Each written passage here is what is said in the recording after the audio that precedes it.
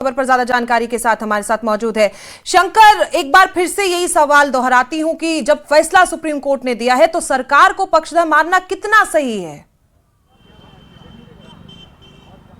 देखिए, इस वक्त मैं जेएनयू के मुख्य द्वार पे हूं और हमारे साथ में दो विशेष गेस्ट हैं, उनसे बातचीत करेंगे। यहाँ पर अखिल भारतीय विद्यार्थी परिषद के जो उपाध्यक्ष हैं हमारे साथ में हैं, इनको भी समझते हैं। सबसे पहले उत्कर्ष, मैं आपसे बात करूंगा, फिर आपसे भी बात करेंगे।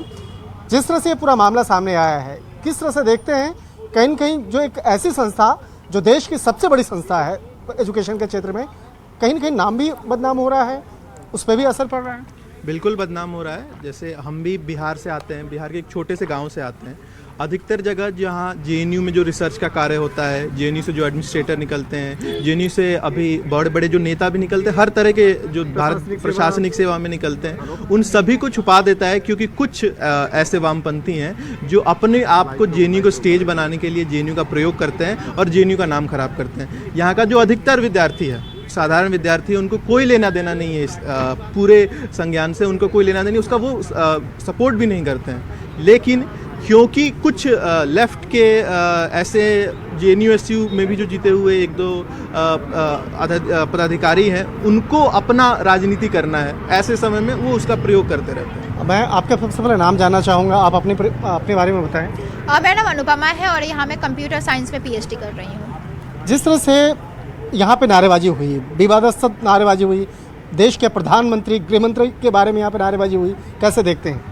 देखिए, सबसे पहले तो ये लोग आरएसएस और एबीवीपी के अगेंस्ट में नारे लगाए गए या फिर गृह मंत्री और प्रधानमंत्री के बारे में नारे अगेंस्ट में लगाए गए। सबसे पहले तो प्रधानमंत्री और गृह मंत्री को कोई फर्क नहीं पड़ता है इनके नारे लगाने से, लेकिन बात केवल नारे लगाने का नहीं है। बात है कि ये लोग जिस सपोर्ट में, ये लोग जो है वो उमर खालिद और सरजल इमाम के सपोर्ट में नारे लगा रहे थे, वो प्रॉब्लमेटिक है। ये समस्याएं तब होती है जब आप किसी एक ऐसे व्यक्ति का समर्थन कर रहे हैं जो भारत को तोड़ने की बात करता है। आपको भी पता होगा कि सरजल इमाम जो है वो भारत की जो 7 जो स्टेट है उसको तोड़ने, चिकन नेक को अलग करने की बात करने के उसमें अगेंस्ट में जो है वो उसमें जेल में है। और जो दिल्ली राइट्स के केस में उमर खालिद है, और सुप्रीम कोर्ट ने अभी रिसेंटली उनके अभी कल उनके जो बेल याचिका थी उसको खारिज की है। तो ये आप लोगों को पता होगा कि लोग तो जेएनयू के मन से, जब ये चुनाव होता है तो उस मन से ये लोग सरजल इमाम और उमर खालिद को रिहा करने की मांग करते हैं। ये लोग वही लोग हैं जो अफजल गुरु की एडवोकेसी क्या करते थे। वो अफजल गुरु आतंकवादी था, उसको बाद में फांसी की सजा हुई है। तो यहाँ पे बात तब होती है कि जब जो लोग एंटी नेशनल, जो लोग भारत को तोड़ने की बात करते हैं, कहीं ना कहीं भारत को अंदर से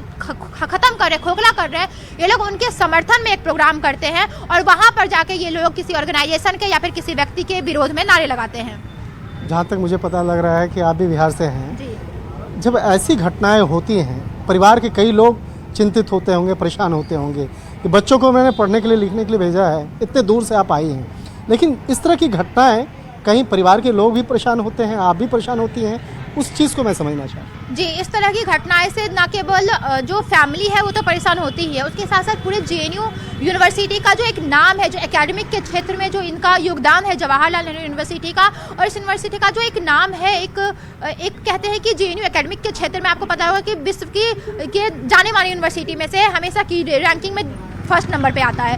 अब आप खुद बताइए, अगर इस तरह की यूनिवर्सिटी से में इस तरह के 1% ही लोग हैं, लेकिन उससे पूरी यूनिवर्सिटी का नाम खराब होता है। ये वही यूनिवर्सिटी है जहाँ से पे अच्छे राष्ट्रवादी लोग भी यहाँ से, आपको पता होगा कि इंडियन एडमिनिस्ट्रेटिव सर्विस में इतने सारे लोग जाते हैं, डिफेंस में इतने सारे लोग जाते हैं, जो कि वहाँ पे हमारे देश की जो फिनांस मिनिस्टर जो वही कि जो हमारे एस जयशंकर जी है वो यहाँ के हैं, निर्मला सीतारमण भी यहीं के लुमिनाए हैं।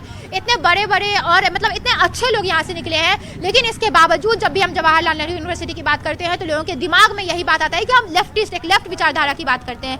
तो यही दिखाता है कि किस प्रकार से 1%, जो कहते हैं ना कि पूरे तालाब में अगर पूरे टोकरी में एक फल खराब हो तो सबको खराब कर देती है, तो ये वही लोग हैं जो 1% लोग हैं वो पूरे यूनियन को। आपसे भी मैं बात करता हूँ, मैं आपसे जानना चाहूँगा क्या नाम है आपका, क्या पढ़ाई करें? मेरा नाम मनीषा डाबला है और मैं नैनो साइंस से पीएचडी की छात्रा हूँ।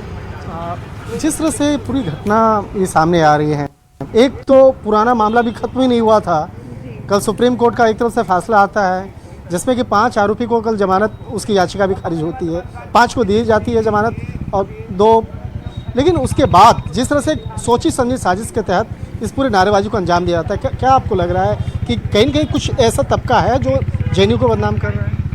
जी बिल्कुल, अभी आप पूछ रहे थे ना, मैं पहले वो फैमिली वाली जो बातें हैं वो बताना चाह रही हूँ। जैसे क्योंकि मैंने डीयू से ग्रेजुएशन किया है, उसके बाद मेरा मन था कि मैं मास्टर्स जेएनयू से करूँ, तो उस टाइम पे मेरे पिताजी ने मना कर दिया था कि नहीं, जेएनयू से नहीं करना है, क्योंकि जेएनयू इतनी बदनाम यूनिवर्सिटी थी उस टाइम पे 17-18 के टाइम पे, क्योंकि वो तो पीक पॉइंट था।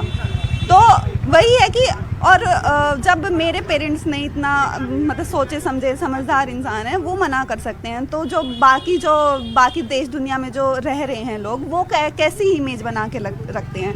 दूसरा, इस यूनिवर्सिटी में जो पढ़ाई है वो इतनी सस्ती है, जो लोग यहाँ पे आना चाहते हैं, जो स्टूडेंट्स यहाँ पे आना चाहते हैं सस्ती शिक्षा के लिए, अच्छी शिक्षा के लिए, वो यहाँ से वंचित रह जाते हैं।